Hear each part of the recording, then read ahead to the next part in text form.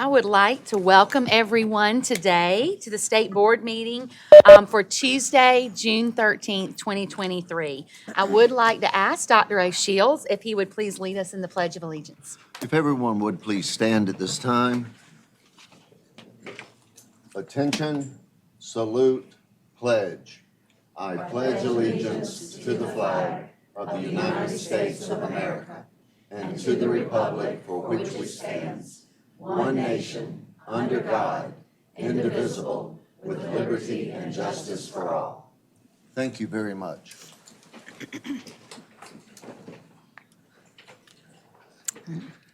As we begin, I do ask all board members and speakers as they come forward to please speak into the microphone just so we can accurately transcribe the minutes for today. That being said, we will move on to approval of the minutes. Is there any objection to approving the minutes as presented to you for May 9th, 2023, both of those meetings? I'll make a motion, we approve that. Thank you, Mr. Harrington. We have a motion. Do we have a second? Second. Thank you, Ms. Preminger. Any discussion? Okay, all in favor, please vote by saying aye. Aye. Any opposed? Wonderful. Those minutes are approved. Is there any objection to approving the agenda that's been presented to you today? None. Hearing none, the agenda is approved by unanimous consent. We do welcome everyone in attendance today and for anyone who is listening in or watching today's meeting, and we appreciate your interest in the State Board of Education. I would like to recognize some visitors who are here with us today. Sorry, I always have to go through my pages when I look for that. But we do have Mr. Mark Drews here from EdVenture, and we're so glad you're here today to join us. I know I speak on behalf of my interactions with you in so many capacities in the education world, and we're so appreciative of all the support you provide our public schools throughout South Carolina. So thank you. Thank you so much. We also have news media present. I am going to read from that list. If there's any news media present that's not on this list, at the end, I would ask you to announce your name and company. But we have Jody Barr from QCN. We also have Mary Green, WIS, Sam Everett, WLTX, and Alex, what did you say? Oh, I thought you were telling me somebody. I'm sorry. Oh, my goodness, I'm trying to read it. But we also have Alex from ABC. So thank you. Thank you for being here today.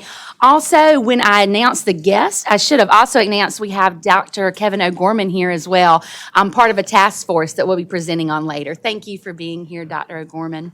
We have some other guests and people present that will be introduced throughout the meeting. We do welcome everyone here. I also want to welcome a new member to the State Board. So we have someone new sitting with us here today. We are so glad to have you. Miss Beverly Frierson is joining the State Board. So this is her first meeting being a part of us today, and then officially next month. So we are very excited to have you here. And she is representing Kershaw and Richland counties. So thank you, and I know I speak on behalf of everyone when I say we welcome you and look forward to working alongside you. Thank you so much. Everyone's been so gracious. You know, and as I share just my report, it's very short, but you think about what time we're in right now for education. And so the month of May, and now that we're into June, I can't close today without saying how happy we are for all of the newest graduates of South Carolina's public schools. You know, I was speaking to our staff as we closed out the school year where I am, and one of the things I told them, I said, if you truly want to know our why, then you look into the eyes of a graduate as they walk across that stage or that football field or wherever you may have them graduating, and you remember why we do what we do every day, and it's so powerful. So I think we are truly blessed to be able to work within education, and those are the moments that truly just make it so worth it. So we are so happy for all of the graduates of South Carolina, and I know I speak for everyone when I say we truly want to congratulate them and are excited to see what the next part of their journey will be. So, and with that, I will turn it over to Superintendent Weaver for her report. Wonderful. Thank you so much, Madam Chair. I will attempt to keep my remarks brief today because I know we're excited to hear about the hard work and presentation of the Teacher Retention and Recruitment Task Force. But just briefly, there are two handouts that I provided to the State Board just as information. The first is a highlight of the education budget as it currently stands. You all have probably been following the news reports and know there's been a lot of back and forth on coming to an agreement over the budget. Thankfully, that was reached last week.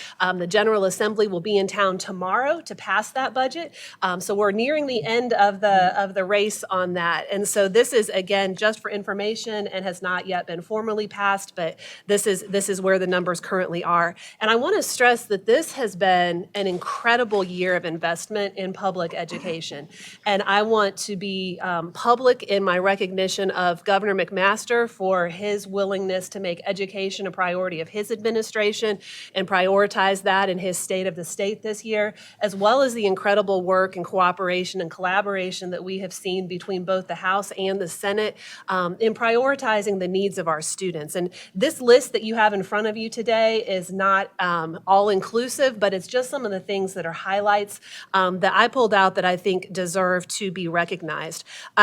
First of all, there's $600 million in new spending, and obviously that is a breakdown between recurring and non-recurring.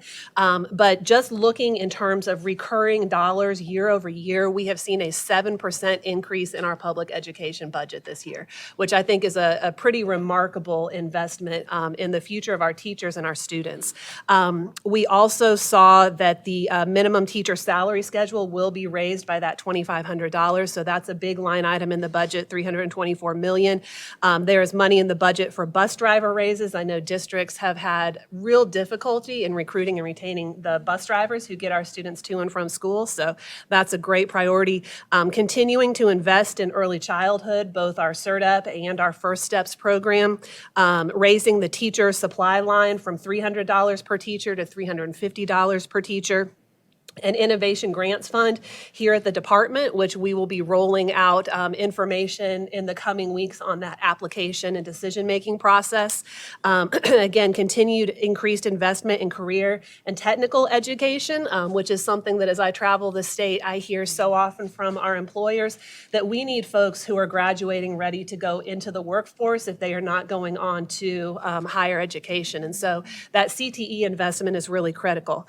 South Carolina is actually leading the nation in computer science and in the development of AI curriculum. We know that as scary and as controversial as some of these AI conversations can be, this is the workforce of the future, and our students have to be prepared for that. And so I was just at the SREB, the Southern Regional Education Board meeting this last weekend, and they are partnering with the Department of Education to develop first in the nation AI curriculum. And so I'm very proud that we are leading that work with our students. Continuing instructional materials, prioritization, high-intensity tutoring, high-dose tutoring, which is how we really focus on, I think, catching students up who have suffered learning loss, has been a priority in this budget. I want to dwell especially on the school bus lease and purchase. I don't know if any of you saw the news story from a couple of weeks ago in Lexington, that terrible accident that we saw where a fully loaded tanker truck broadsided one of our school buses, and thankfully it was one of our new school buses. If it had not been, I'm sure there would have been student fatalities, but because of the investment of the General Assembly in our fleet and the hard work of Superintendent Spearman in this seat previously, our students sustained minor injuries, and that is just something to be so grateful for. So this money here will allow us to continue that 15-year replacement cycle for our buses. So I'm very, very grateful for that investment. We have continued to prioritize capital funding for our rural districts, and within that capital funding, there is also some really important school safety money. While I did not list the school safety line items here because that doesn't fall under the Department of Education budget, that falls under the DPS budget, there have been significant investment increases in school safety and SROs and other things too, so that's also a great highlight. And then finally, literacy instruction, I won't belabor that. We talked about that at our last board meeting. But again, I'm so thankful and encouraged to see that work of giving our teachers the professional resources that they need in order to be able to adequately diagnose and differentiate instruction in that early literacy space is really critical. So I'm just excited about that. Again, very grateful to the General Assembly for their cooperation and collaboration on that. The second handout that I wanted to give you all as information is a page that now lives at ed.sc.gov/volunteer. And this is just the very beginning stages of a community engagement project that we are seeking to do here at the department. I have a vision for us mobilizing an army of volunteers to support our educators and students in the classroom. And so I was able to speak to the Columbia Rotary yesterday and present this to them. And so I wanted to have a centralized page that we could direct people to as a call to action, to really create a pool of volunteers that our districts can draw from. So whether that is pushing people to information about how they can become a substitute teacher, how they can volunteer, how they can mentor in the classroom. I think that this can be a really exciting project and something where the Department of Education can help bring scale to the effort and really support our districts in the great work that they're doing. So I just wanted you to have that as information. We'll certainly be talking more about that in the days to come. I also real quickly wanted to introduce you all to Ian Headley, if Ian is in here. Yes. So Ian, if you'll stand. Ian has just joined the department as my senior advisor of strategic projects. So he is going to be working within the office of the superintendent and just helping ensure that we're pushing forward on the key priorities that we know we need to push forward on. So I'm really, really grateful to have him on board. And then as a point of personal privilege, there are a few presentations that I wanted to make. Since we are talking about the Teacher Recruitment and Retention Task Force, I wanted to call up 3 of our employees from the Department of Education, Dr. Kimberly Howard, Lila Toll-Manziger, and Beverly Hyatt Flythe. Are you all here? Wonderful. All right, well, please come forward.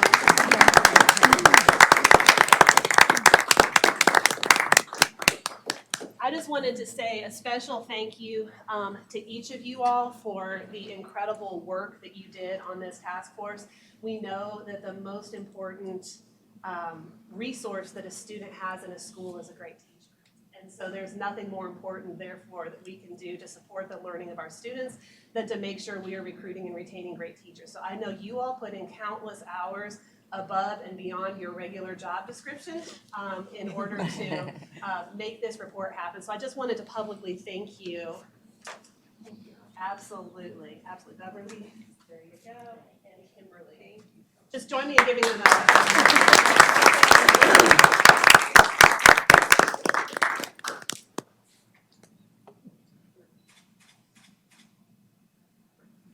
And then my final recognition, Madam Chair, is for someone who is a special guest with us here today. And this person is truly a force of nature. She led this department with distinction for many years, and she has also capably chaired this task force and is here to report on it to us today. So I'd like to call Dr. Barbara Nielsen forward to receive this.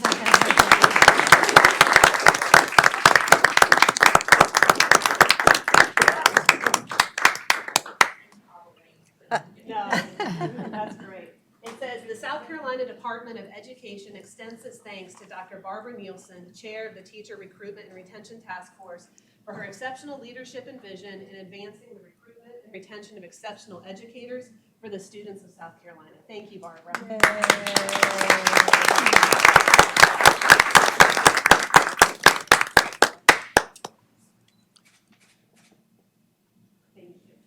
And Madam Chair, that concludes my report. All right. Well, thank you so much. And thank you to everyone who was recognized from the State Department. And Dr. Nielsen, we're so glad to have you here with us today as well, and look forward to hearing from you a little bit later in the meeting also. I would like to recognize Mr. John Tyler next for the parliamentarian report. Thank you, Madam Chair, and good afternoon. As we are going through here and there, making some comments on the efficiency of Robert's Rules of Order, I thought I might point out a helpful tool that might be useful in future meetings. From time to time, a committee or perhaps the full board may need to take an agenda item out of order. Perhaps there's someone running late due to the construction on I-26 coming from out of town or elsewhere, there's no need to wait to start the meeting. Instead, someone within the meeting can make a motion to consider something out of its scheduled order and skip over an item and wait till the person arrives. You would do so by saying, "I move we suspend the rules and consider such and such item." There is a second required and a two-third vote necessary, so you only want to make that motion if you're quite sure it's going to pass. But I just thought as summer travels are in place and we want to move meetings efficiently, that might be a helpful tip to keep us going. Thank you. Thank you so much. We appreciate that. And I know for the past few months, as you've shared those tips, we appreciate that as well. It's always great to remind ourselves of those different rules. So thank you for that.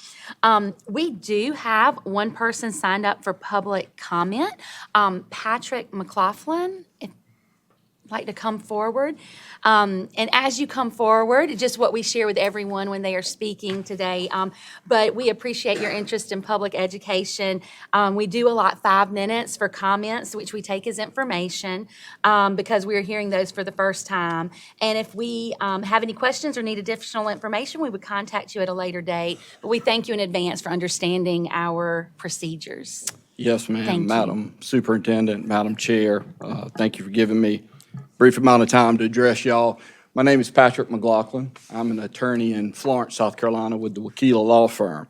I hope that you all received a letter that I submitted back on May 15th as public comment for what is item 1 in section 11 of your agenda for today, which is the proposed amendment to Regulation 4380.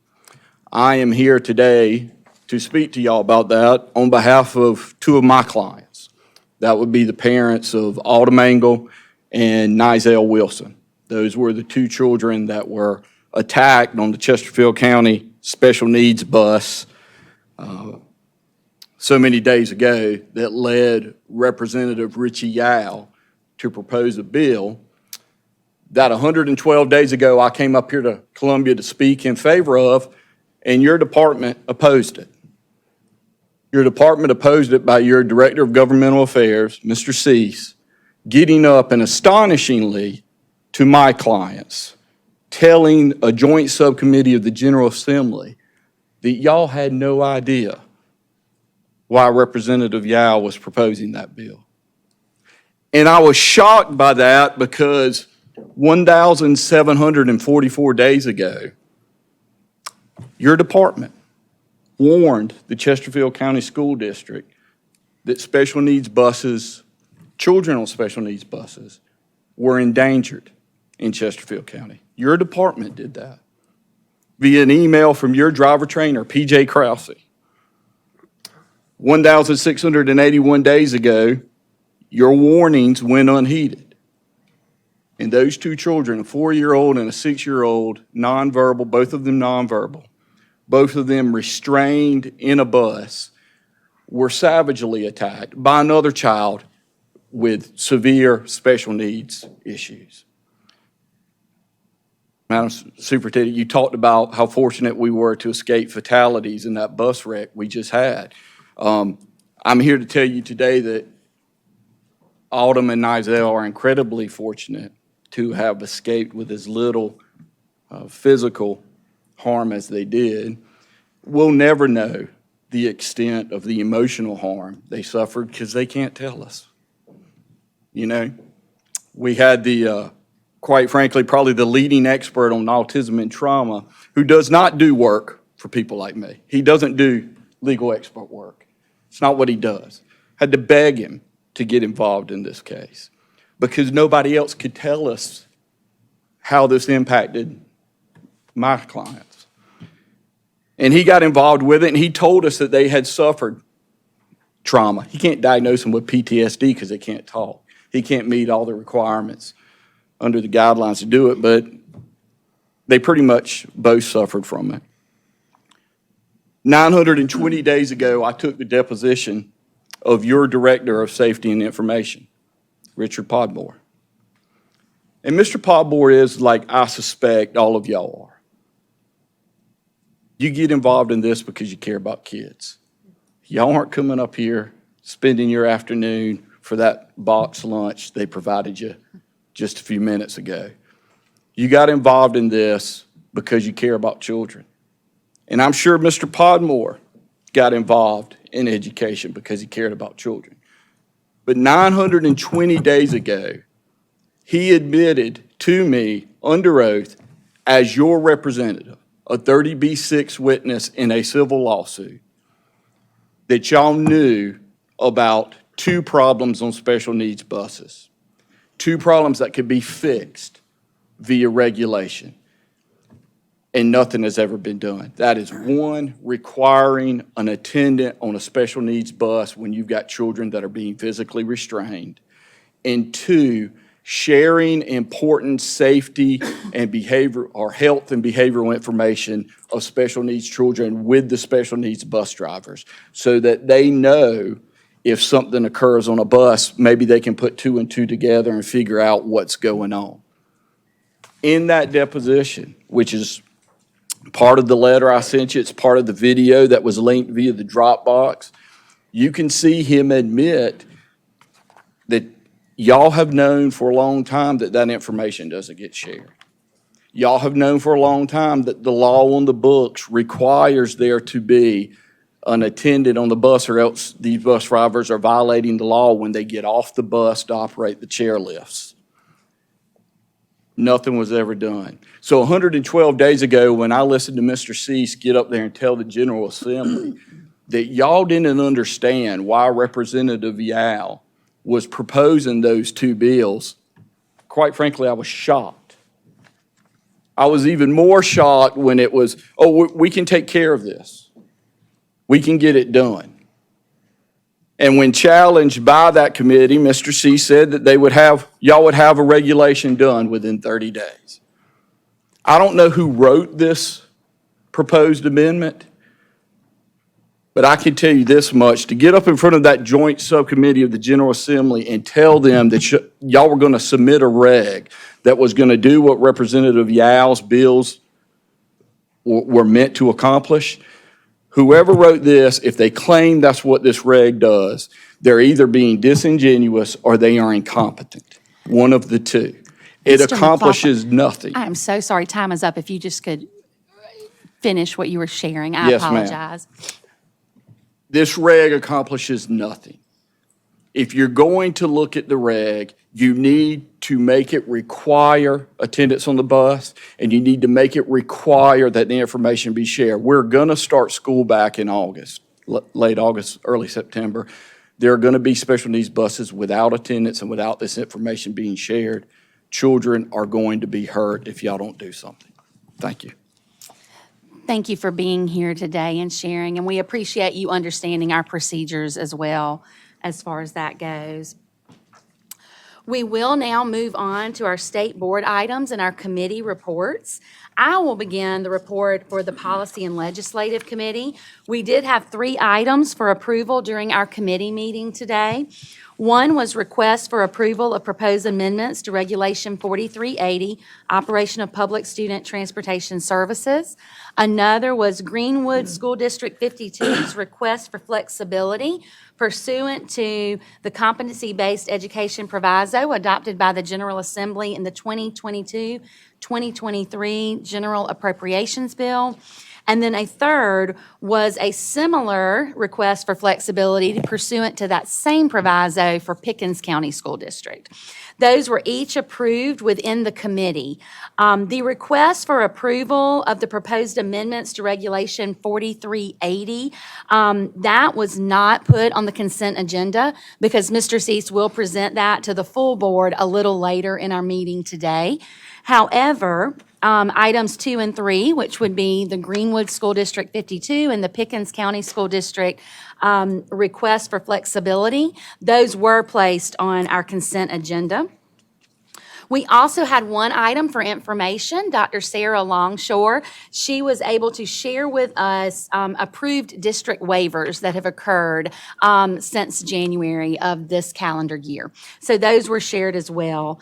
Do you have any questions regarding this report for Policy and Legislative? Okay, then this will serve as a motion for our committee for the report. It does not require a second. Is there any discussion? With no questions, all in favor of approving that report, please vote by saying aye. Aye. Any opposed? Okay, that carries. Thank you. Next, I would like to recognize Mrs. Lee to present the Educator Professions Committee report. Thank you, Chair Stapleton. The Education Professions Committee approved 6 action items earlier this morning. Item 1 is a state accreditation decision, spring 2023. Item 2, national accreditation decisions for Anderson University, Southern Wesleyan University, and Francis Marion University. The third item is an approval of out-of-state clinical experience placement for Anderson University. Item 4 is an approval of out-of-state clinical experience placement for Bob Jones University. Item 5 is a new educator preparation program approval recommendation, North Greenville University Bachelor of Arts in Early Childhood Education, pre-K through grade 3. And the 6th item the committee approved is a new educator preparation program approval recommendation, North Greenville University Bachelor of Arts in Elementary Education, grades 2 through 6. The committee heard one information item this morning. It was Professional Review Committee, PRC, Educator Preparation Provider and Program Updates. The Education Professions Committee placed the 6 action items on the consent agenda. Thank you so much, Mrs. Lee. Does anyone have any questions? Okay, then this will serve as a motion for their committee report. It does not require a second. Is there any discussion? With no questions, all in favor, please vote by saying aye. Aye. Any opposed? Aye. Okay, the motion carries. Thank you. Next, I would like to recognize Mrs. Frierson, and I'm going to have to get used to this because there's 2 Mrs. Friersons now, but Mrs. Delaney Frierson, to present the Standards Learning and Accountability Report. Thank you, Madam Chair. Thank you, Madam Chair. We met this morning, the Standards Learning and Accountability Committee. We had one action item for approval of the selection of the state textbook depository. That was for approval. And one action item for information only, and that was for instructional materials allocation methodology 2022-23 school year. The one for approval and the one for information were added to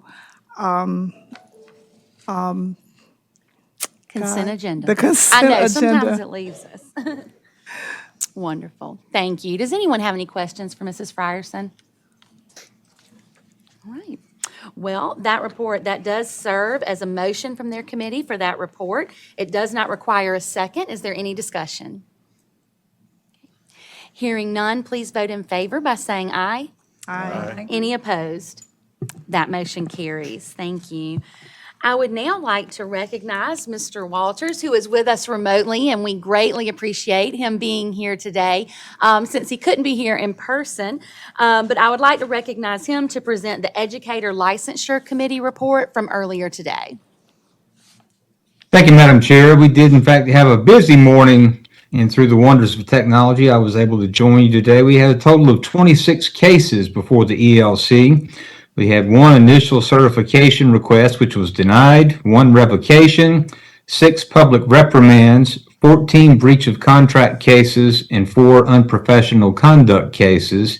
And all 26 of those were ratified in the full board ELC that was heard earlier this morning.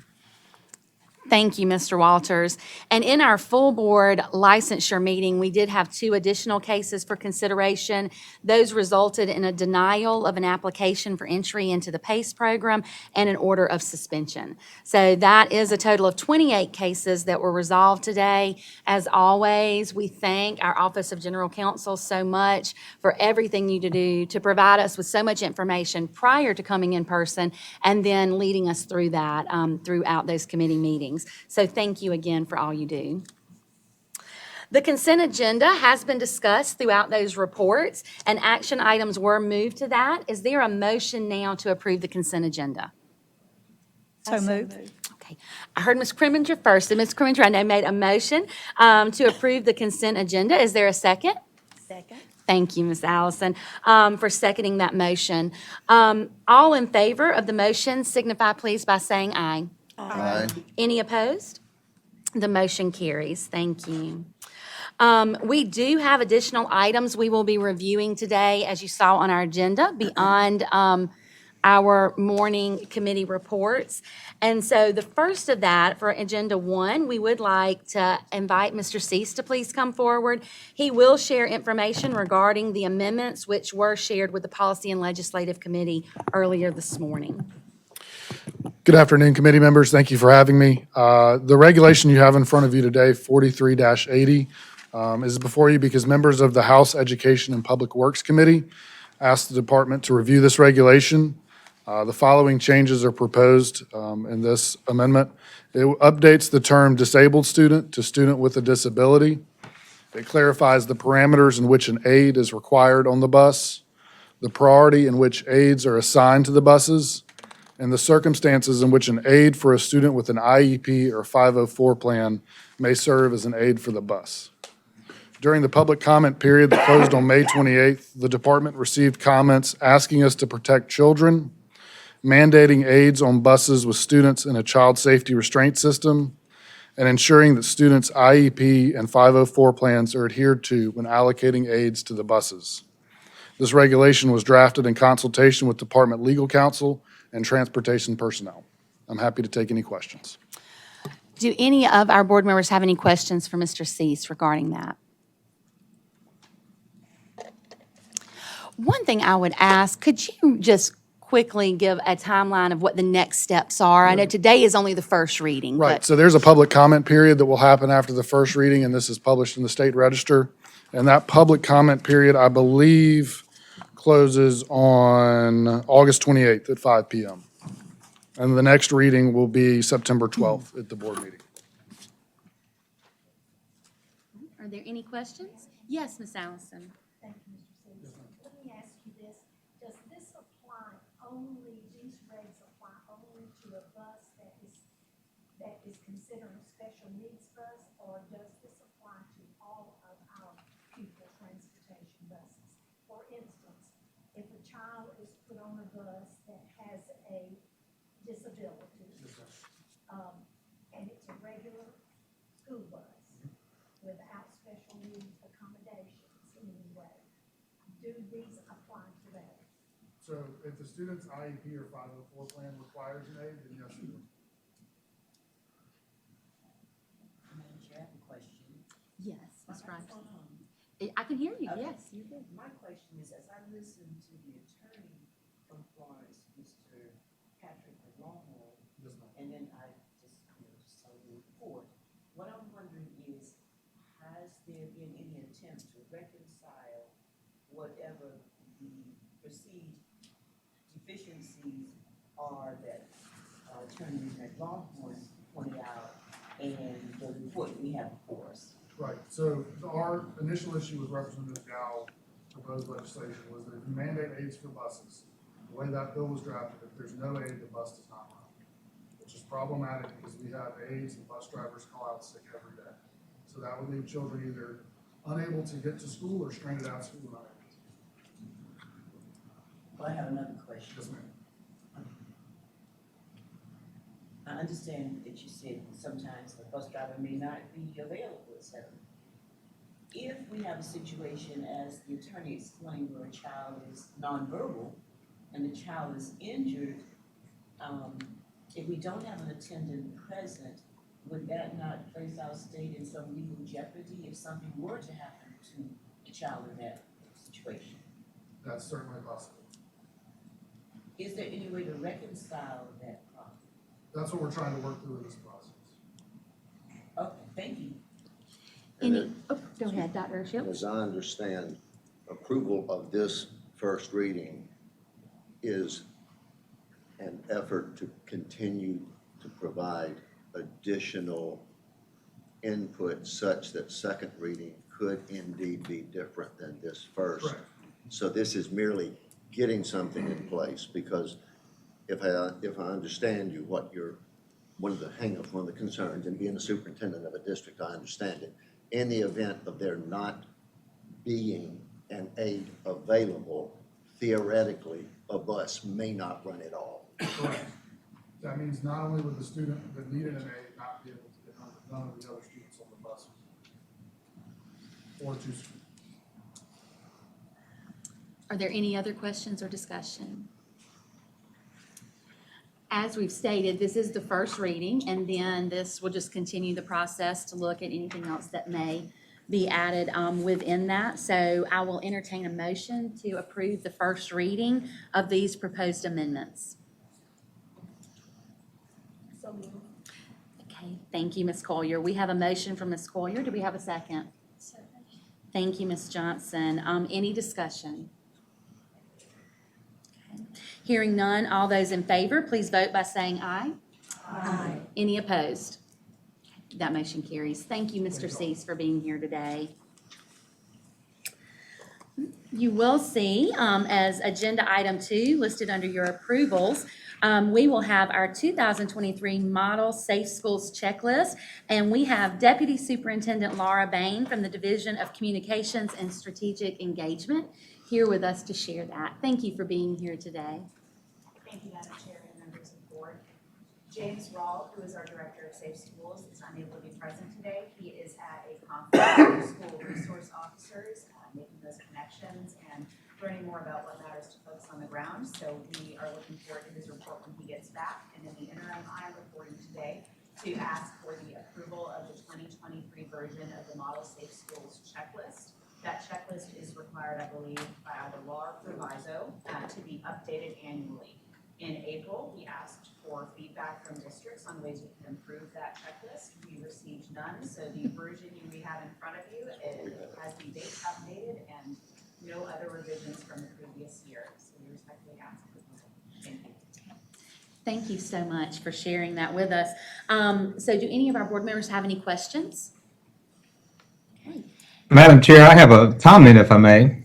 Yes, Mr. Walters. Sorry, I jumped a little. Caught me off Well, guard you know, with this that. is my field of work in my day job. And just for the new board members' benefit, last year we did an extensive review of the model checklist involving district level safety directors and others, and made those changes to it. It was approved last year. So that's why there's not any changes this year other than just the Scrivener stuff with the dates. It was pretty well overhauled and reviewed thoroughly last year. Thank you for sharing that, Mr. Walters, and you are correct. That was a huge difference last year in how that was updated and just made more thorough. So we appreciate you sharing that. Any other questions? Okay, then we will entertain a motion to approve the 2023 Model Safe Schools Checklist. Thank you, Ms. Allison. So moved. We have a motion. Well, Ms. Allison just made a motion to approve that, but do we have a second? Thank you, Mr. Walters. We're going to count you as a second, okay? Any discussion? I want to say thank you to the department for the efforts, tabletop exercises, efforts, Mr. Huff, the entire agency. We do want our schools to be as safe as possible. I appreciate the effort and the energy from, as a superintendent. I appreciate the fact that they have attended meetings as recently as last Thursday. We had with private schools, public schools, all within our county. We were working together to try to create some degree of consensus, And I just appreciate this, and the man up there from, like the voice from above, has been very instrumental too in helping us secure and maintain this, because we need our schools safe. That's right. Safety is essential, and you, Superintendent Weaver, we most appreciate. Thank you. Thank you. Thank you, and thank you for sharing that, Dr. Shields. Any other discussion or questions? Okay, we have a motion from Ms. Allison and a second from Mr. Walters. And with no other discussion, please vote in favor by saying aye. Aye. Any opposed? That motion carries. Thank you. I would like to ask Laura Bain to come back again. And if she would come forward, she is actually, I think, going to introduce our special guest that will share the Teacher Recruitment and Retention Task Force report. So thank you for being here. I am Dr. Barbara Nielsen, needs no introduction, but all that said, we'd like to welcome her up to the podium to give you some insight into the work of the task force and the final recommendations that we published in accordance with the legislative deadline at the end of May. And just have another opportunity to thank her for all of her leadership during this process. So Dr. Nielsen, I will invite you up and turn this over to you. And Madam Chair, while she's approaching the podium, I also wanted to thank Ms. Barton, who is here as a representative of the governor, who appointed Dr. Nielsen to chair this task force. So we're so grateful for the governor's partnership in this work. Thank you. And we're so looking forward to hearing from you, Dr. Thank you. Nielsen. I do hobble, and it wasn't because of the task force. I want you all to know that. A lot of our members on the task force, I think we've exhausted them because they could not be here this morning, but we do have some people who are the diehards, and I wish you all would, all the members of the task force, just stand up. They can't hear me back there.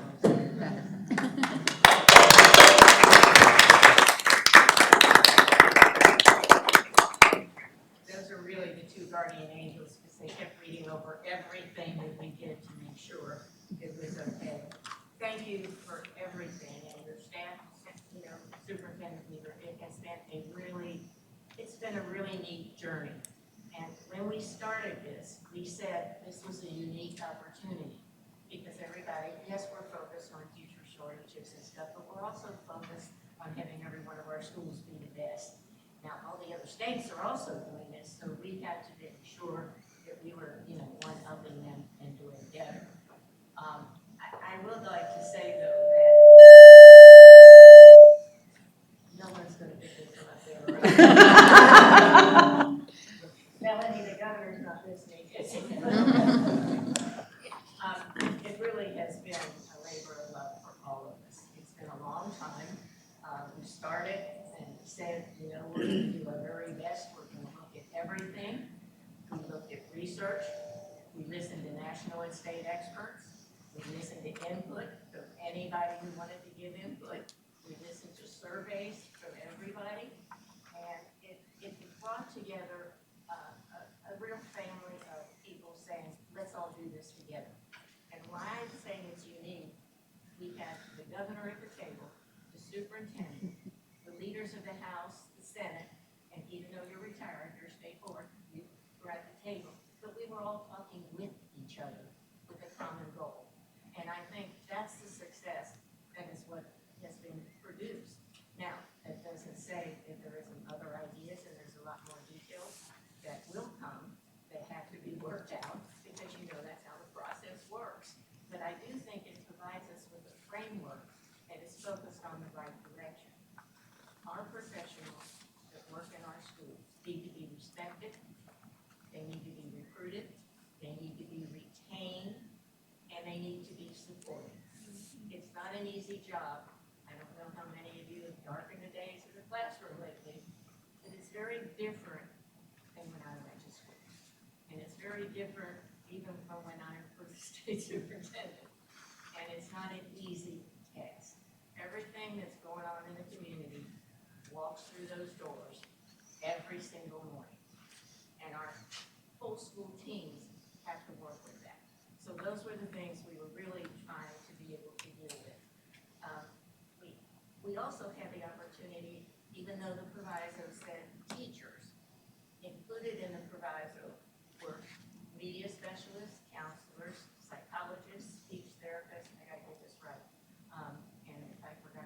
nurses, okay? They are part of that school team as well as the principal. All of us have heard the school is a unit of change. That's where the learning goes on. And for any of you who might have been principals or principals now, I often hear a school goes as a principal goes. So, again, you build that team, you need that culture of working together. Some of the thank yous have already been said, and I thank you forever for the department's help in all of this. I do want to thank Melanie Barton from the governor's office, Matthew Ferguson from the State Department here, Pierce McNair, who is from the House Education side of it, and then Katie, help me with this. Nilgis. Thank you. I have a mental block on that child's name, but she works for Senator Henry. And they all have helped unbelievably above and beyond. Dr. Nielsen, real quick, only because we are having some microphone issues with the one at the podium. So, but if you'll just continue to try to speak up as loud as you're able to, we appreciate. Oh, no, they've got you a new microphone. There you go. Sorry, something went out with the microphone at the podium. Can you hear me now? Can everybody? Okay. Can they hear her if they're listening in? I know we can hear you. I just am checking on everybody else. This is not unusual. People never want to have that hold the microphone. They'll let us know if it's not working, so. How we doing, guys?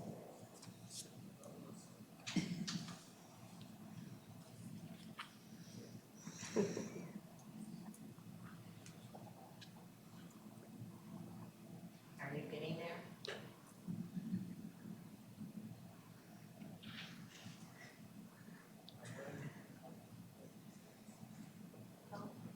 Okay now?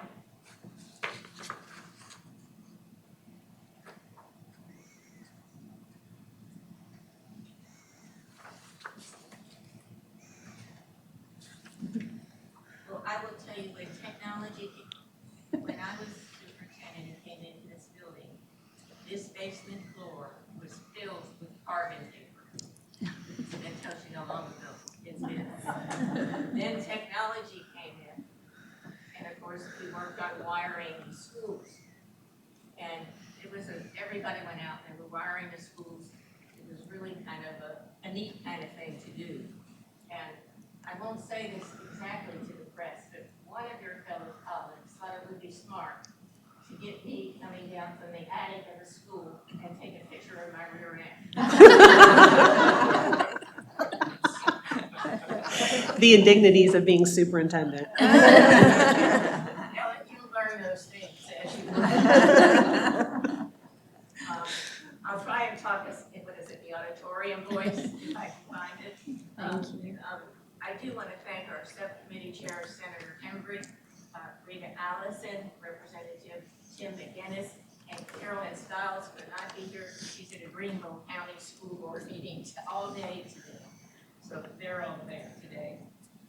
You've already recognized Lila and Kim and Beverly, and I cannot say this enough. This report would not be in front of you today if it wasn't for their hard work and dedication. And that meant weekends after they were doing their regular job and keeping us all focused. And as you looked at the members of the committee, that was a challenge to be able to keep us all focused.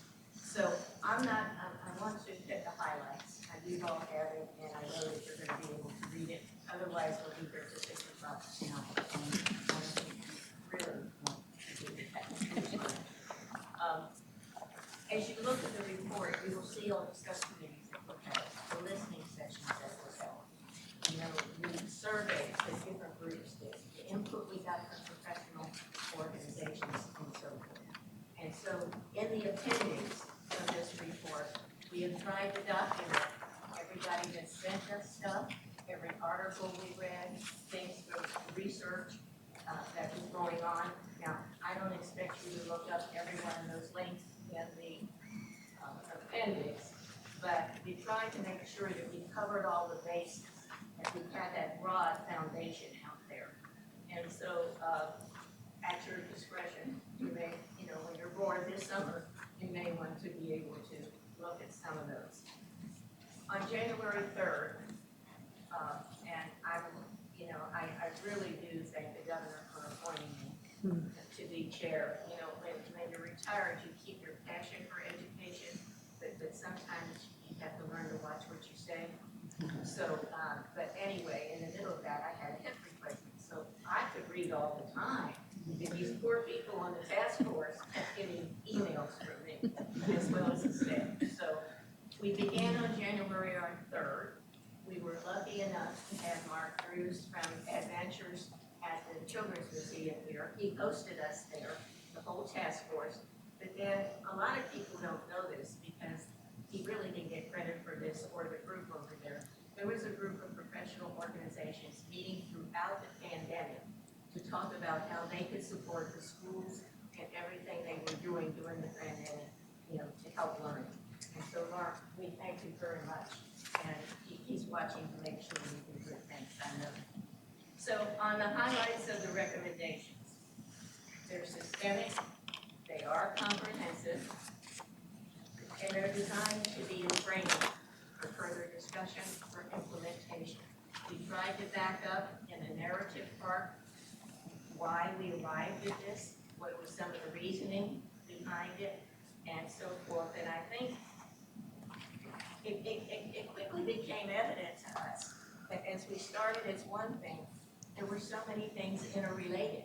You could not do just one thing, like teacher salary, without looking at working conditions. And you couldn't do another thing without looking at what goes on in the school with support, what goes on in getting the communities engaged. So one thing kind of led to another. So it became very comprehensive. And I think you'll appreciate that. There were two things, though, that were very evident at the beginning, and these are general things. We have a lot of people doing a lot of good things in education and in preparing our teachers and recruiting and retiring. Unfortunately, it isn't happening everywhere. And it also sometimes isn't shared everywhere. And sometimes it's not aligned, you know, or coordinated. So that was one of the big general kinds of things that came out.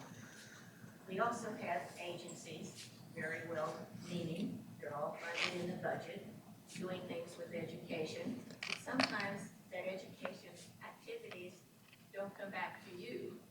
And so as the agency and the board that's responsible for education, we really feel there needs to be more coordination, more partnerships, and as a result of the funding. Then the third thing, and I know everybody is busy, but a lot of our the programs out there, we don't have any evaluations. And evaluation doesn't have to be a negative thing. You know, evaluation can be, this is what's being done right, and then here's where you need some areas of improvement. And so it would behoove to set up sometime, and you will see that in the recommendations, some annual evaluation of, is this working? Is it worth the money we're spending? What is the return on our investment? And is this the direction that we want to go? So those are just some general statements before we get into each of the recommendations. I probably am not going to hit all of them because we would be here a long, long time. But if you will go to 23 in the report, just the chart. And it kind of summarizes, that chart kind of summarizes the major recommendations. And it talks about who would be the lead agency, because one of the other things that we learned is nobody can do this by themselves. We all have to work together if this is gonna help our children. And so you have some where the partners would be, and there may be others added to that, because, you know, some other one might come up. Also, and then I'll speak to the last one, the recommended action by June 24th, and you'll hear this twice from me. I have been asked the question numerous times, how do you know that this report is not gonna sit on the shelf like so many? Well, number one, they don't know me. Second of all, we assign dates of completion and things that both the State Department and the board, the organizations, they have to do the reporting on those dates, looking at, because as you know, we're continuously improving. And so sometimes you have to change the plan. just a little bit too. So let me start with compensation and evaluation recommendations. And briefly, because you've got the narrative that goes with this, we all know that all states are competitive on salary. We know our teachers are professionals and they need to be paid as professionals. And so there are several general things. Governor McMaster has been adamant about giving the minimum salaries, beginning salary to $50,000 at least. I noticed the word at least in there. But there also needed to be some recommendations done. We have really good teachers who would make really good leaders, but they leave the classroom because they want to go to leadership because it pays more money. So how can you keep teachers in the classroom? And so the salary schedule, and you'll see some diagrams at the back, is in there to kind of alert that. There is a suggestion about a career ladder. For instance, if you're measuring a new teacher, if you're doing induction with a new teacher, if there's something in the school that calls for a leadership position, but that you could still stay in that classroom, what would be the extra money to be able that you could earn for being able to do that? There is a recommendation to extend to 30 years the steps on the salary, and so forth. So that's just kind of some of the highlights of that there. And again, you can see that's in the General Assembly's hands, but that's also for us to kind of help with it. That's not lobbying, that's educating. So anyway, the teacher career ladder, I think, it just helps them move up. And that's not in the lieu of getting an extra degree like a master's or a doctorate. They would still keep that as well.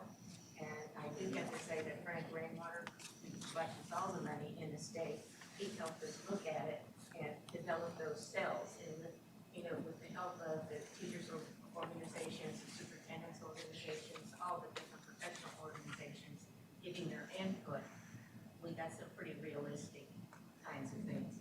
Now, critical needs stipends. This was kind of a discussion. And I will tell you, we all know there are critical needs, math, science, and especially in special ed. Okay. How is the best way to remedy this? Things are suggested, we may need to look at others, because then we also heard from the other side, well, yes, but I'm a really good English teacher, and just because there are a lot of me, how come I don't get that stipend? But we know it's a competitive world. So stipend may not be the best word. Maybe there's a signing bonus or something like that that would do that. Hawaii is mentioned in here because they cut their vacancies in half for special ed by doing what they did for that. So that's something. Now, this is one of my favorites, the school support professionals. You heard me talk about nurses and psychologists and media and so forth. They need to be paid appropriately because it's not just their pay, but we have to look at their ratios. You can take a high school of how many, I'll just say 3,500 students. And when you look at the counselor ratio in that school, the 3,500 students, and you're saying to them, I want you to have these kids college and career ready. I want you to be there if they need somebody to talk to. The ratios need to be examined in all of these areas. On a psychologist, they need to be competitive with the private. The private areas pay way more than we do. And then you will see a lengthy discussion on school nurses. And I have to tell you, I was surprised that our school nurses, in some districts, they're not even paid as certified teachers. And yet they have to be licensed and they have to be certified. So we really need to remedy that. And we all know, I'm gonna tell you now, just coming out of the hospital, they don't have nurses in the hospital, so I don't know how we're supposed to compete to get them into school. And then you look at the society we live in today and the challenges that our young people face, we need those school nurses on site. So those are just, and the last one is consistent evaluation, looking at some of the things in the evaluation that we do now to make sure that it's learning based. We're gonna wait for questions, right? We can do those at the end. Okay, I thought, so, because if you're too tired, then you want to, I can keep it on. The other one was recruitment recommendation.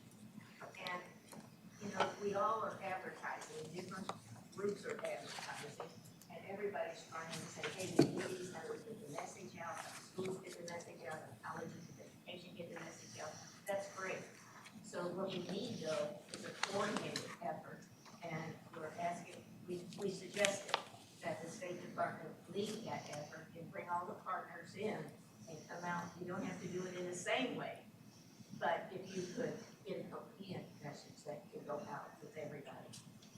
Loan forgiveness is a big thing, and you can see in there on South Carolina Lottery, loan forgiveness program, and they need to look at those numbers for teachers and the school educators as well.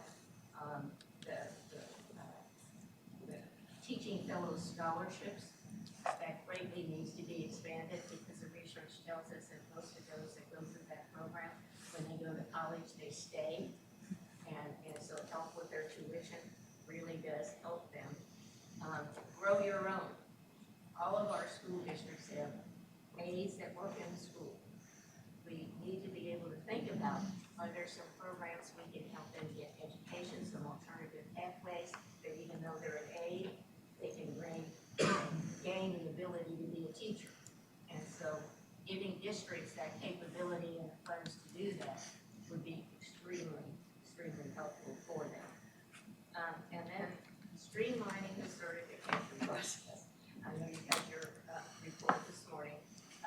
We do, I think a lot of people don't know, though, for example, I know that on the one committee this morning, you know, you talked about some people who have revoked their licenses.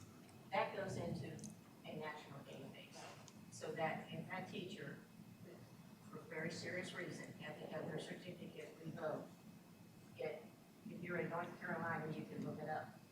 Now, the issue with that is you can look it up within the state too. The problem is we have to do it. Everybody wants teachers, so, you know, you're a water body, thank you very much. You know, you're gonna go to school, so and so. We really have to make sure we do our homework on those. Education preparation, and I will have to admit, this is one of my favorites. You know, we went to department, CAT, state and national organizations, our professional organizations. You all have worked very hard on putting together a student profile. What should our K-12 students know and be able to do? We would like to see a teacher preparation profile put together. We know that colleges teach things in different ways and so forth, but the recommendation is to build that profile of what should a graduating teacher be ready to do the first day. And they should know this, this, and this. Then the colleges and universities or any of the alternative pathways, they can take that profile and gear their courses to it. We don't approve their courses, but there's so many new things that have come along that probably are still in the curriculum that kind of need to go away. You know, one example is community engagement. You know, as you prepare a teacher, you know, how do you work with parents? You know, some are happy, some are not happy. How do you work with them? You know, how do you get your community more engaged? How do you focus more on targeted standards? You know, we've heard from a lot of people that our standards are too wide, that we need to target down to make sure the basics are in there. And I will tell you, I was very curious when the civics report came out about how many students did not know civics. So I went to the website and I looked at the sample questions. I'm not sure I could have answered some of those questions myself, and some of them I felt I was on Jeopardy. So, I mean, it wasn't that you were getting to the basics of what you want. It's, you know, you can always add more things to that, but maybe not quite so wide in there. Different pathways for certification. There's all different ways. It doesn't have to be a 4-year college. It could be a 2-year induction induction period and so forth. The other thing that came up is teachers need more hands-on experiences earlier.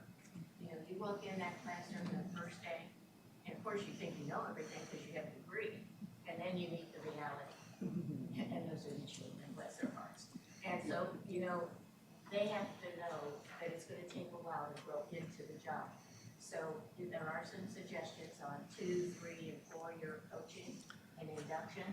And again, this lets another good teacher at that school kind of take them on and work with them. Because, you know, sometimes if you don't know how to do something, you're not gonna go to your principal, and you're not gonna go to your superintendent, you're not gonna say, I don't know how to do this, because they're the ones that evaluate you. So if your colleague could do that, and we also talked about what kind of networks, we have technology now, what kind of networks can be set up among teachers to support each other, math English teachers, math teachers, and so forth. Probably the number 15 is gonna have a lot of discussion.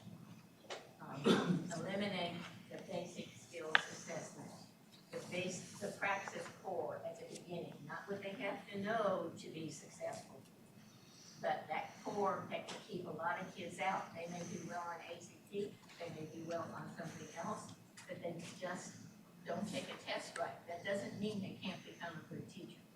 So, lucky you, are going to have that decision to look at and think about, but we really felt rather strongly on that. We also thought that the pro team at the schools and the teacher cadet programs, that's our list of people coming in.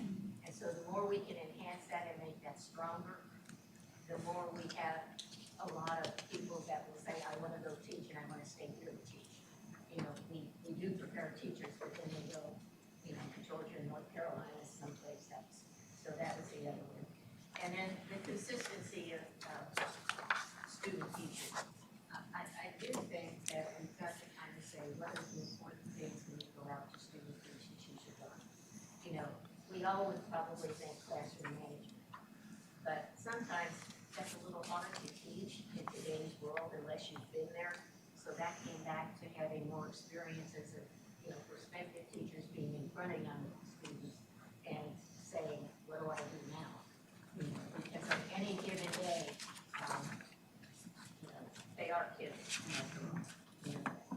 So I hope I've covered the basic ones on there. Did I forget anything, guys? I have to ask David Becker, he's my guardian angel on all of this. I think you got it. I got it right, okay. Well, we did try, and the narrative should support that.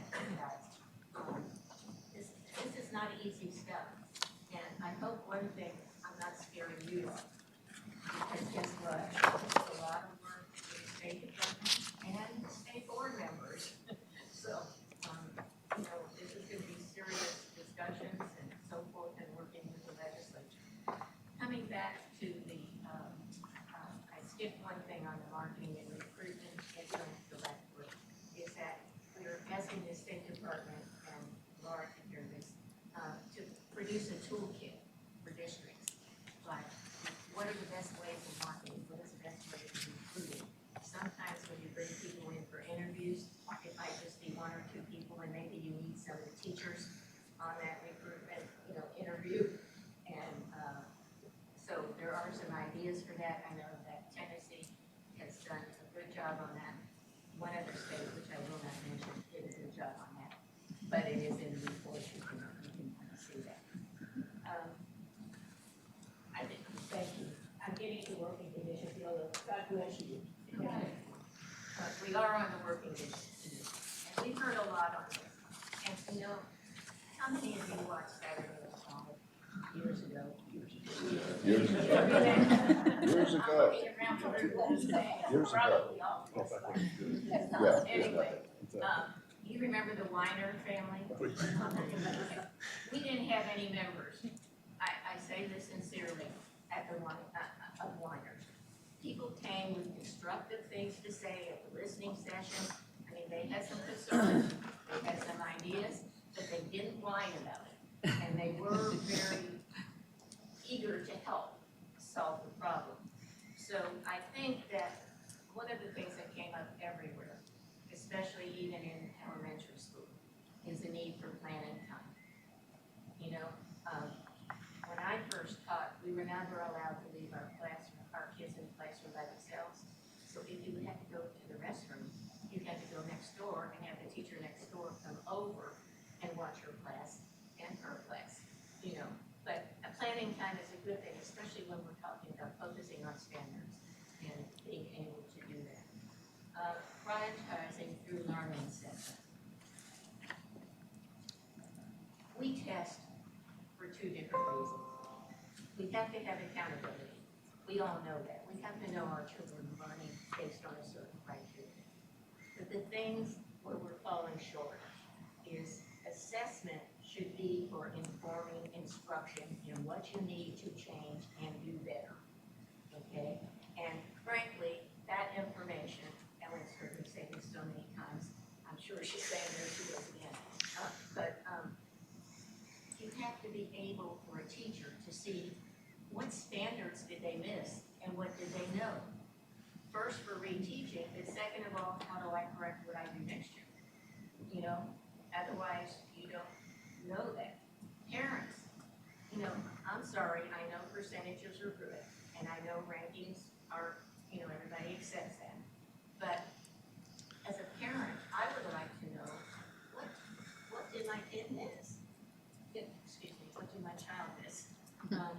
You know, and what do we need to work on this summer? And then, as my husband always reminds me, it's the teacher that gets the children the next year. They need to know what they didn't know and be able to do as well, so they can adjust how they start the year off in their instruction. So that narrative with assessment, guys, is pretty long, but it's a basic fundamental thing. I mean, we've gotten so used to the reports we see, and I'm not downplaying them, but the most important thing of why we test and what we test is to be able to see what they know. And that's gonna change some thinking. It's also gonna have to change the training. You go back to how teachers are prepared, okay? And that's not in a whole lot of curriculums, let me put it that way. Even if you have statistics, it doesn't tell you about assessments that inform instruction. And so you might want to be able to look at that as well. I did mention about the profile of the teacher. And one of the reasons I'm citing this here under working conditions is all of us understand that it's difficult to be in school. It's difficult to be the principal of a school and run a school. But I think what we are hearing is people want more people working together. Teachers want more input into decisions, you know, or at least a discussion of it before it comes down from anywhere, you know, from the General Assembly, from you all, from the districts to the classroom. I think they feel very strongly, as we're the ones that are in that classroom, we don't pretend to know everything, but we sure would like to have some input. And so one of the other profiles that we did suggest was a principal profile as well. Because the principal is the leader of that school. Really, they developed the culture there. That probably has not been part of their training here. Is anybody from Ohio State, from Ohio, am I saying? We used to call the administration courses the Ohio State Command and Control. But I think they've gotten away with that now. Anyway, I didn't want to offend anybody. So you will see a principal profile asking again to be developed as well. So we need to prioritize the assessments, but I want to come back to the standards. We got to pare those standards down somewhat. It's overwhelming. And I don't know if any of you have read through all the standards before.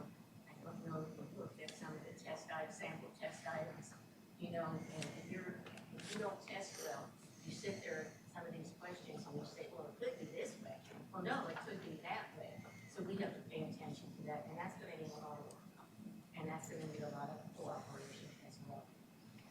Also, a suggestion was made that perhaps we should review our standards more than the length of time that we're doing it now. You know, just check where we are they still pertinent rather than waiting 6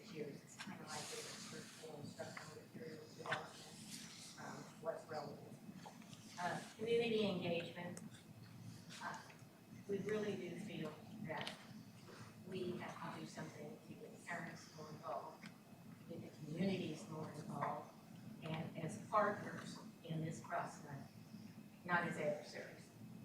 And that's gonna take some training, and that again needs to be built into our preparation programs, because there are ways to do that where we can talk with each other, not at each other. And so, that was suggested to be done. And then the last one I'm gonna cover on there is student discipline and student behavior. As I said earlier, what walks across that door every morning is a variety. And they come with attitudes, they come with real concerns and so forth. But we're living in a society where we're dividing people, we're not uniting them.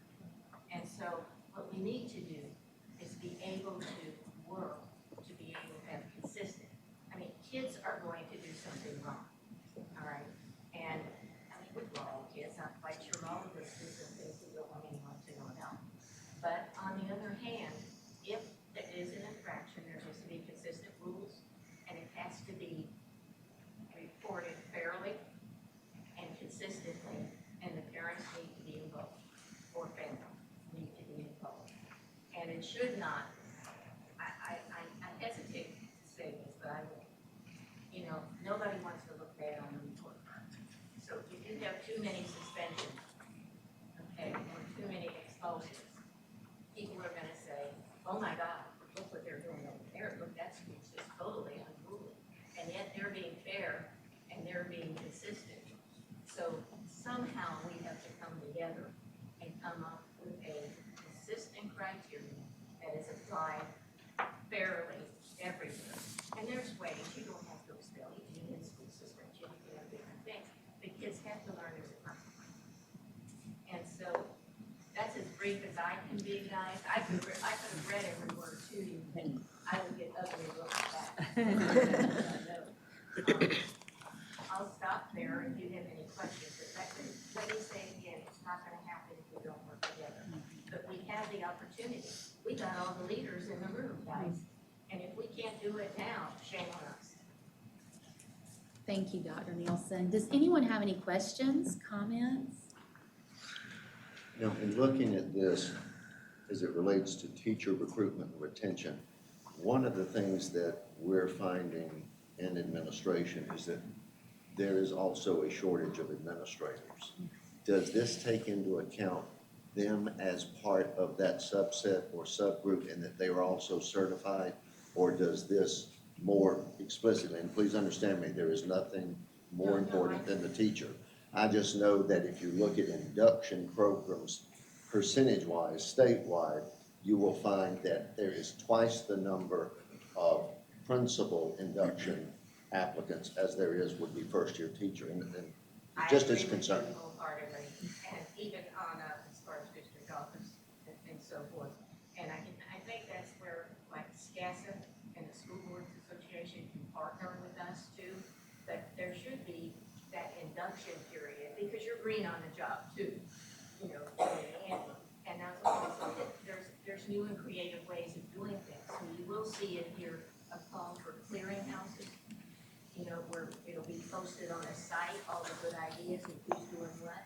And I do know that SCASA and some of the organizations have their networks of support. You know, we didn't really look at, I know we have the regional consortiums, they could step up to the plate a little bit and help us with this as well. We don't need to recreate the wheel and put many state departments all around. That just adds. No, and I want to say thank you very much for this. This is an incredibly exhaustive opportunity for us to look at things. And as a matter of sort of personal privilege, 31 years ago this month, you were sitting there, I was sitting out there, and I was coach of the Clinton High School academic team. We'd come back from the Texaco Star National Academic Championship, finished second in the nation. Dorman finished third or fourth, Aiken finished eighth, And it was the year that Governor Campbell said, "Thank you very much," because BMW signed later in 1992. So very good to have you, and thank you very much for seeing us. I appreciate it. It's much more fun to be on this side. Don't go anywhere, any of you. With that. I do want to stress there be a need for evaluation. And the other thing I want to stress is, so that report does not sit on the shelf. The task force will be looking to make sure that the due dates for reports are done annually. And we will be coming to you and asking you what's been done about this, what's been done about that. I don't think any of this protect every single word. You know what I'm saying? Because things evolve and people have other ideas that are creative.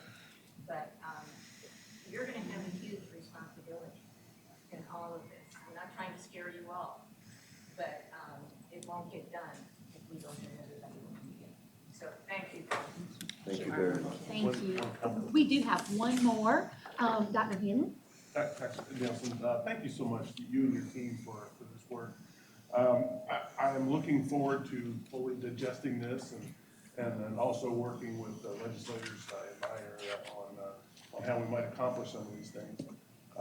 I had the opportunity to interview about 50 former teachers in my area, teachers that have left in the last 5 years. And I'll tell you, so I looked at it maybe a little differently than you and your team did. But the reasons that educators left the field, I think you've covered them pretty well, just in the brief skimming that I've done of the report so far. I'm looking forward to, like I said, getting into this a little bit more. So thank you very much for your work. This is extremely important.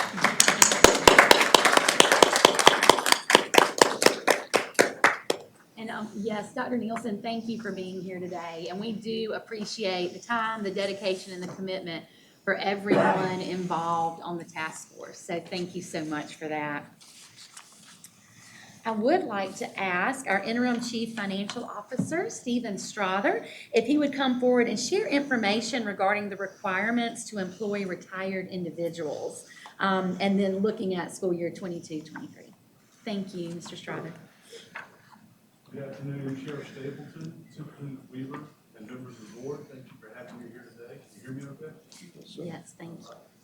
Requirements to employ retired individuals. According to South Carolina Code 91-1975, the State Board of Education designates annually areas of critical academic need and critical geographic need for the employment of retired certified teachers.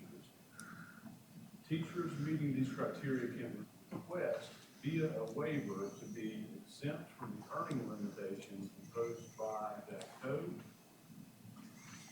The earning limitation is $10,000 and applies to individuals who retired after January 1st, 2013 and prior to reaching the age of 62. Teachers desiring for an exemption from the earning limitation may complete and submit to the South Carolina Department of Education an assurance form stating that they meet the requirements for exemption.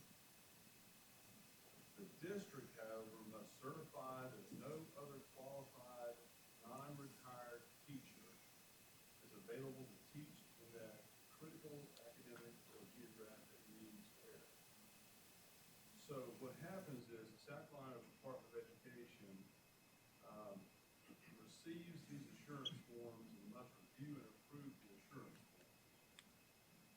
After the approval from the South Carolina Department of Education, the State Board of Education must notify the State Board of Education of the engagement of the retired member as a teacher.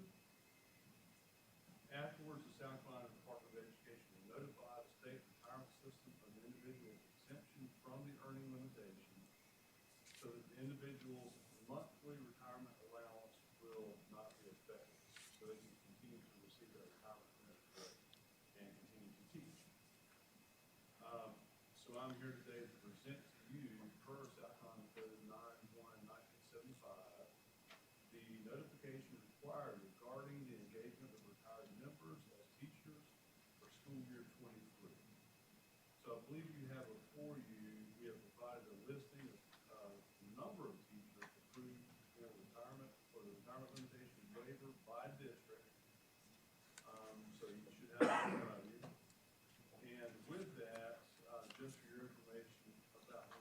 97% or most all districts in South Carolina submitted insurance for this purpose. The number of waivers continues to increase annually. With this information presented, are there any questions from you? Do any of our board members have any questions for Mr. Strawther? Yes, Ms. Allison? I know that the cap, thank you for coming in and presenting this. The cap, of course, is 10,000. What can they, is there a cap on what they can make after they get the waiver? No, they will essentially go with the approved schedule. The approved schedule by the district? That's correct. Thank you. Any other questions? Yes, Mr. Harrington? What will this do to help the teacher vacancy rate right now? I mean, I don't know what the gap Sure. is. I see 1,600 teachers have applied, is that right? Right, well, 1,700. This year, 1,734 teachers have applied. So, and that number continues to increase. Just for example, to give you an idea of what's happening with the numbers, I believe there were 1,211 teachers that applied last year, and that's approximately a 43% increase over last year. So we're seeing a continual increase to help that teacher shortage for these retiree assurances. And I believe the first numbers I have are from 2020. We had 995 waivers that year. So we're at 1,734 this year. That is a 74% increase over the school year 20.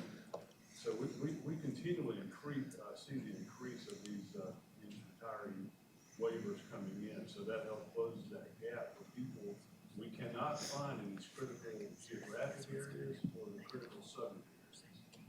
So that's where the benefit comes in. They're unable, and in addition, have to certify that we were unable to find any teachers to fill these positions. So the retired teachers come in and fill these positions.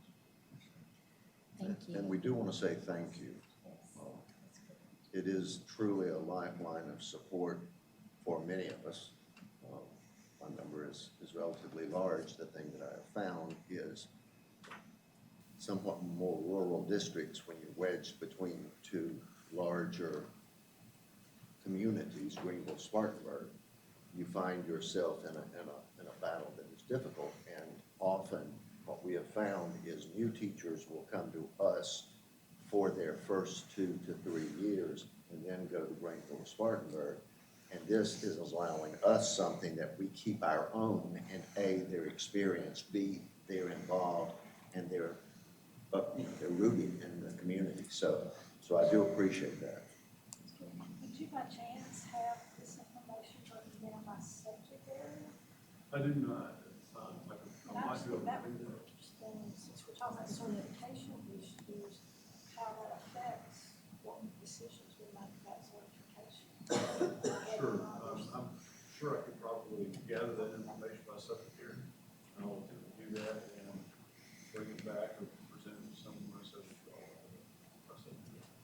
And Stephen, and asking again, this applies to teachers, correct?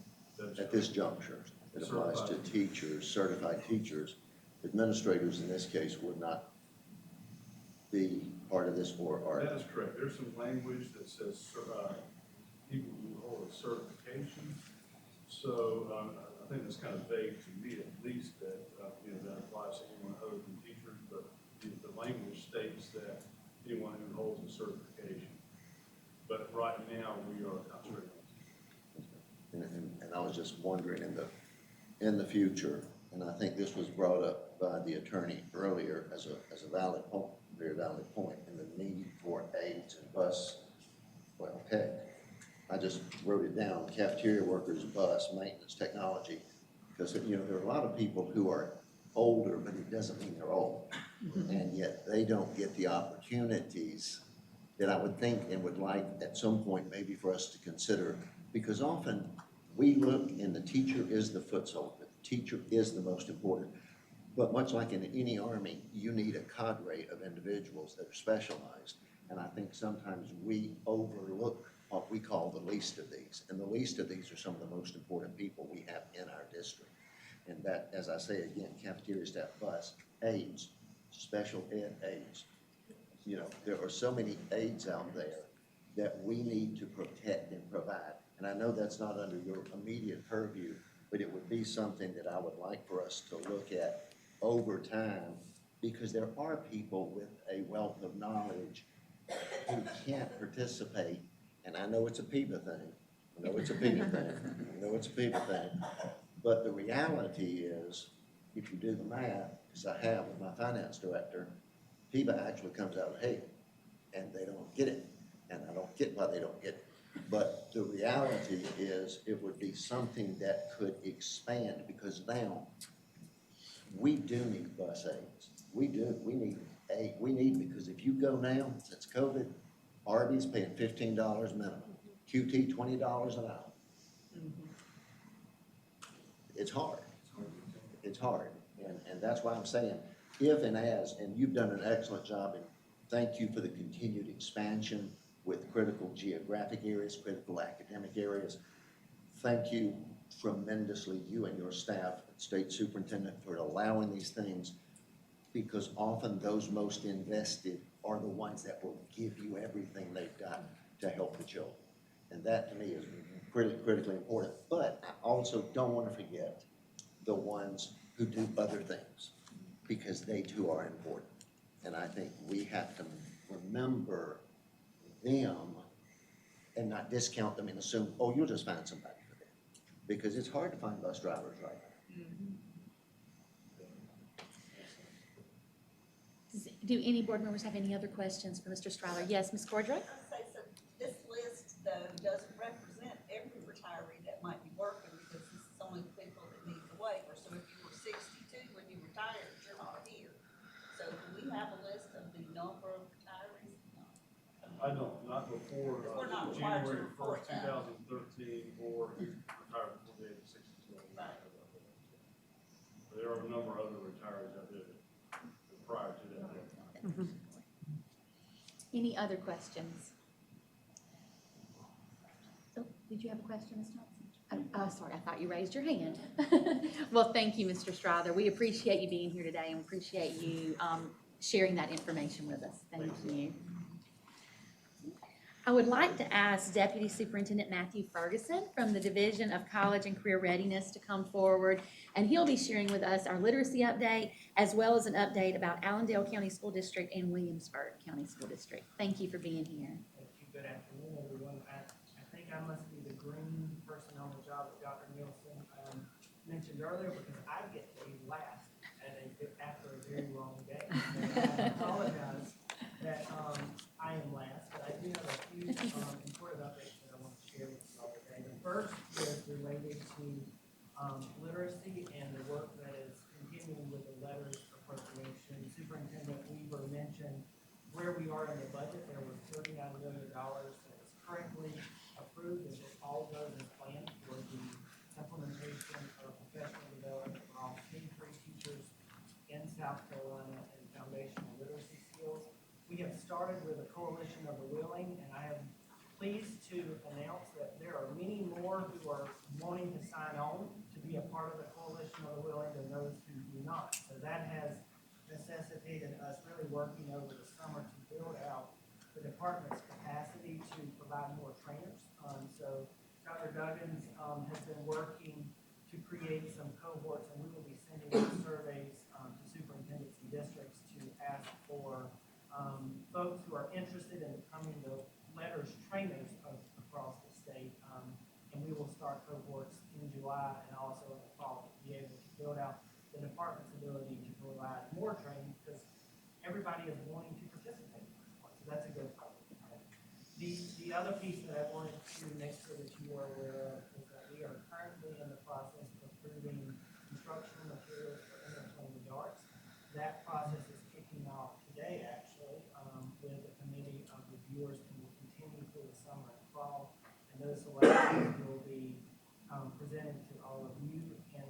fall, and then will be forwarded on to districts for districts to make their approval throughout the spring, so that those new materials are in schools by the beginning of the 24-25 school year. That will be the first year that the new ELA standards are implemented, and will also be the first year of our SC Ready ELA assessment that will be assessing those new stronger standards that all of you approved just a few months ago. So that work is complete.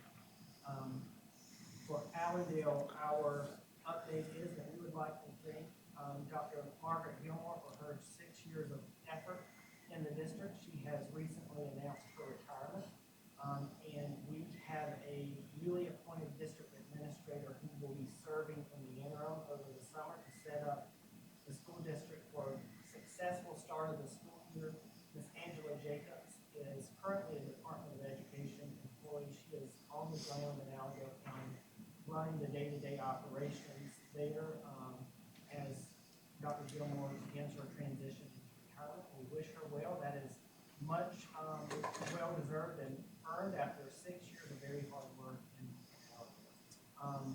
We also have been working with Williamsburg County and Allendale to plan a start to a successful year and to bring in planning and alignment that is really focused on student outcomes for next year. And so aligning our processes, programs in collaboration with those folks on the ground in the district, and also the directors here in the Division of College and Career.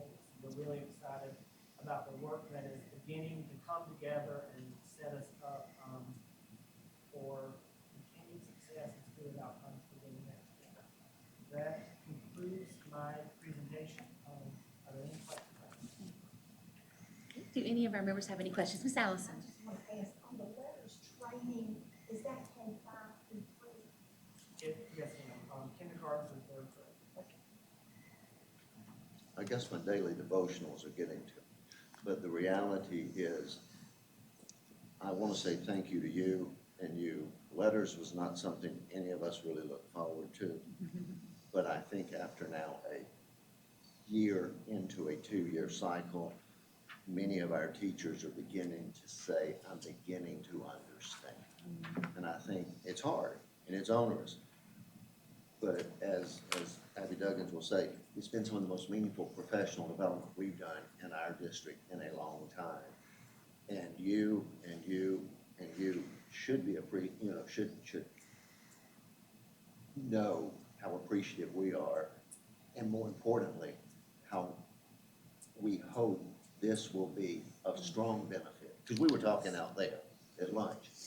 Reading by 4th grade is essential. Reading by 4th grade is critically essential being on grade level. And for us to have these opportunities, to have these meaningful professional developments, to have a plan of action that looks at the science of reading is something that I didn't want to do it, but I'm glad we've done it. So I just want to say thank you. That's wonderful. Thank you for that. And as Superintendent Weaver and I are both currently taking letters, I can tell you that it is very difficult. And having a master's in literacy, I thought I would know more than I actually do. So I am learning something with each session. But I think one of the quotes that is the most powerful in that is that programs don't teach children, teachers do. And as we build capacity with our teachers, we will see the results of that. That's right. I really enjoyed the opportunity to take it myself, and I believe it will make a difference for kids. Thank you. Any other questions for Mr. Ferguson? Yes, Mr. Harrington. I'm curious to know what the participation level is statewide. So currently, there are 227 schools that have begun the process of letters, either in year 1 or year 2. That is about 56 good teachers. And then we are gathering the coalition of the willing for next year, but we would like to be able to offer 227 more schools beginning next year, add on in the spring, and then the next year bring along those who have not yet. So limitation is being able to provide the training more so than willingness to take the training. Right now, that is the case, yes, sir. I'm sure we're going to get to a point where we're going to have to offer more encouragement to participate Any other questions? And Oh, I go ahead. should say, one thing I Yes. forgot on Allendale, so that all of you are also aware, is that we have publicly posted the position for superintendent in Allendale, so that posting is out. We are accepting applications for a permanent placement until the first week of July. Our plan is to have, interviews during July to get finalists to Allendale to meet with the community and to have a permanent, replacement for the superintendent in Allendale in place in the beginning of the school year, or in the early fall of the school year. So I wanted to make sure I said that out loud. Thank you so much for sharing that. We appreciate your reports today. Thank you, Mr. Ferguson. Right, regarding other business, I do ask that all board members, if you have not turned in your travel forms, to please give those to Tracy before you leave today. And I believe that is the only other business, but we are so grateful to all of the work you've done all day long. I know so much happens before this 1 o'clock meeting, so thank you so much for all you do in preparation prior to today, but also in your committee meetings. But with no other business, I welcome a motion to adjourn. Okay, thank you, Ms. Johnson. Do we have a second? Oh my goodness, I don't know where it came from. I know I heard Ms. Frierson. So Ms. Delaney, all in favor signify by saying aye. Any opposed? Okay, then, this meeting's adjourned.